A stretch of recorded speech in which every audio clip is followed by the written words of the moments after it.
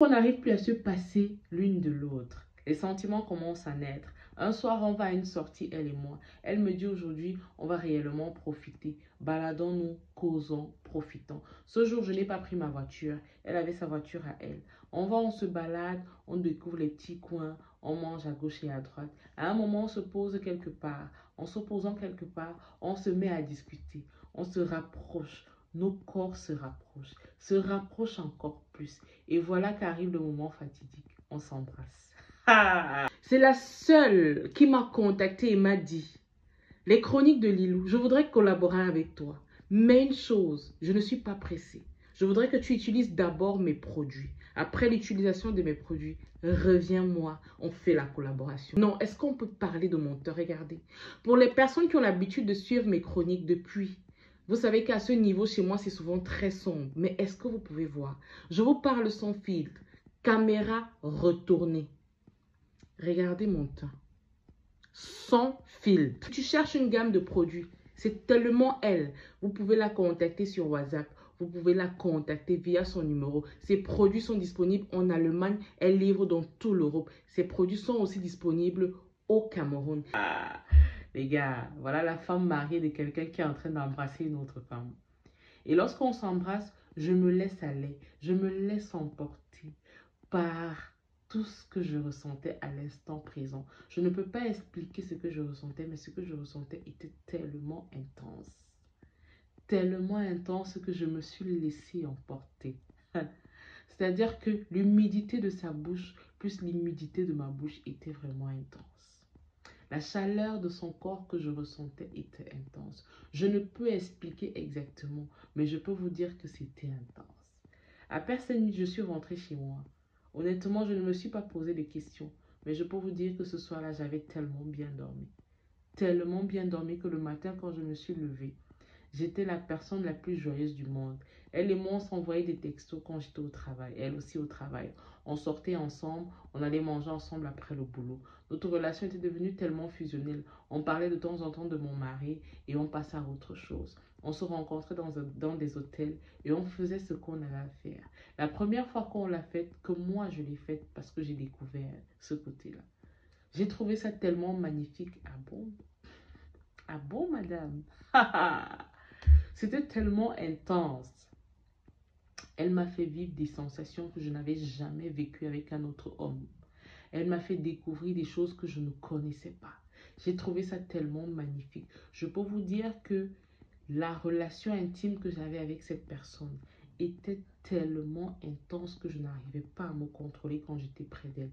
Tout ce que je voulais, c'était qu'elle me touche et me retouche encore. Les gars, on dit souvent que dans la vie, là, si tu n'as pas encore vu, ne dis pas que ça n'existe pas. Parce que ça existe, en tout cas.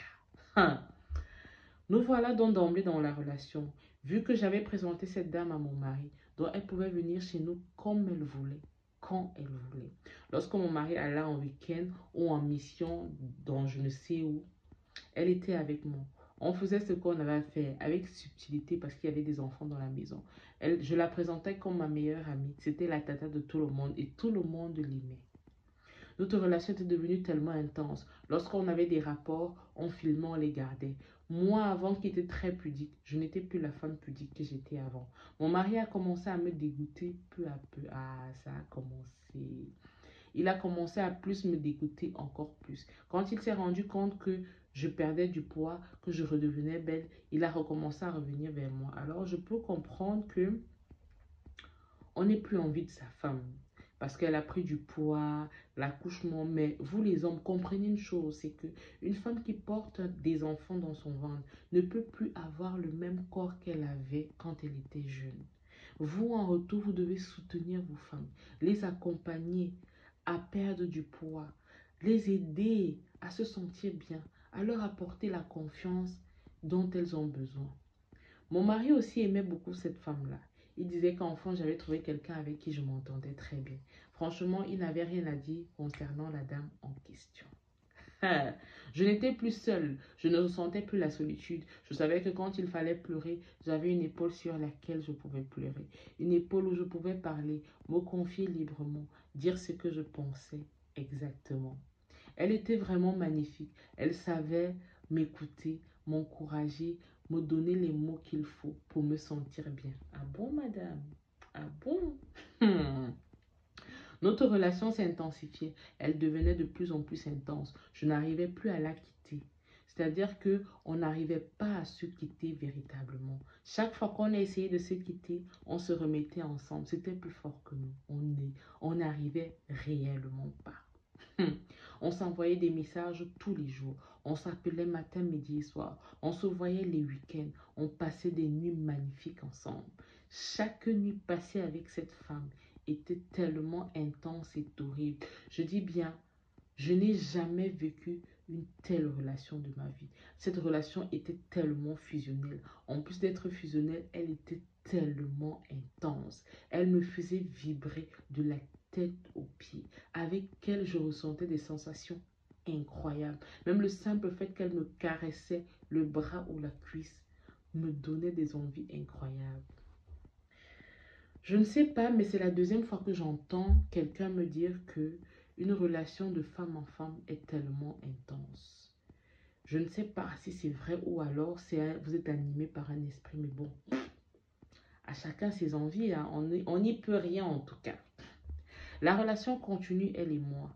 1 an, 2 ans, 3 ans, 4 ans de relation avec elle. Elle et moi, on a fait au total 5 ans de relation dans mes 10 ans de mariage. Ouais, ouais, chapeau. Les hommes, observez bien vos femmes. Observez bien vos femmes. Les copines de vos femmes qui viennent dormir chez vous là, il faut bien observer. En tout cas, je dis ça, je ne dis rien. La relation était tellement intense, mais au bout d'un moment, les choses devenaient de plus en plus compliquées. Parce qu'ici, elle me demandait encore plus. Elle me demandait de ne plus être en couple avec mon époux, que je devais demander le divorce et passer à autre chose. Elle et moi, on avait souvent des problèmes parce qu'elle estimait que je ne devais plus avoir de rapport avec mon époux. Il faut savoir que lui et moi, on avait renoué contact. On a recommencé à faire les choses bien. Alors, je gérais entre elle et mon mari, parce que oui, mon mari était véritablement revenu d'entre je gérais bon je gérais entre elle et mon mari parce que mon mari et moi on avait recommencé à être un couple normal. Je lui apprenais des choses, il était choqué par mes découvertes, il me demandait mais où est-ce que tu apprends toutes ces choses-là? Je lui disais bah, tout simplement les réseaux sociaux. Il me disait ah d'accord. Je ne savais pas que les pratiques que je faisais avec lui consolidaient encore plus notre relation. L'histoire qu'on dit que l'homme, c'est le ventre et le bas-ventre, ce n'est pas faux. Ce n'est pas faux, c'est vrai. Tout ce que j'expérimentais ou tout ce que j'apprenais chez l'autre, je venais faire ça avec lui. Alors, et il aimait tellement. Et en même temps, moi, ça me faisait plaisir parce que je savais que j'avais enfin trouvé où était le véritable problème entre mon mari et moi. Elle, de son côté, me faisait d'énormes jalousies. Elle me disait qu'elle ne voulait plus que je sois en couple avec lui, que je couche même avec lui. Moi aussi, de mon côté, je lui faisais des jalousies, il ne faut pas croire. Au point où elle et moi, on s'arrêtait même avec les mains quand ça n'allait pas. Madame, est-ce que vous savez que vous êtes la femme de quelqu'un? Vous allez bagarrer avec une femme pour la jalousie. Est-ce que c'est normal? Au bout d'un moment, j'étais tellement amoureuse d'elle que mon mari a recommencé à me dégoûter. Il me dégoûtait, je n'arrivais plus à avoir de rapport avec lui. Elle et moi, on a eu des problèmes une fois et je lui ai promis de ne plus avoir des rapports avec mon mari, qu'il n'y avait que elle qui avait le droit de me toucher. Eh ben dis donc, on se découvre les femmes. Bref. Dans ça, je continuais ma relation. Je crois que je n'étais pas consciente de la bêtise que j'étais en train de faire. Plus le temps passait, plus je m'enfonçais. Et ça me créait encore plus des problèmes avec mon mari. Parce qu'il faut savoir que mon mari devenait de plus en plus amoureux de moi. Bah oui, je lui montrais des choses qu'il ne connaissait pas. Normal qu'il pète un câble. En tout cas, elle de son côté ne voulait plus rien entendre. Elle me disait qu'il fallait que je choisisse soit elle, soit mon mari. Mais je n'arrivais pas à faire le choix. Je l'aimais et j'aimais aussi mon mari. Je n'arrivais réellement pas à faire le choix. Et ça nous créait tellement des problèmes. À des moments, je me mettais à genoux, je la suppliais de ne pas se séparer de moi. Ah bon? Seigneur Jésus. Tellement je l'aimais. Je l'aimais au point où je n'arrivais pas à comprendre comment je pouvais aimer une femme de cette façon-là. J'aimais tout ce qu'elle me faisait. J'aimais sa façon d'être avec moi. J'aimais tout sur elle. Mon mari, je ne le voyais plus. En fait, je le regardais comme si je regardais un voisin. Et je voyais mon mari vraiment souffrir de tout ce que je vivais à côté. Il ne savait pas quoi faire parce qu'il ne comprenait pas. Il ne voyait pas un homme à côté de moi, mais il sentait que je n'étais pas là. Ah, en tout cas, chacun à son tour chez le coiffeur. C'était à son tour maintenant de subir les foudres de l'infidélité ou bien. Ah, bref. Moi, de mon côté, je ne voyais vraiment pas ça. J'étais in love de cette femme. Tellement in love d'elle que j'étais prête à tout pour elle.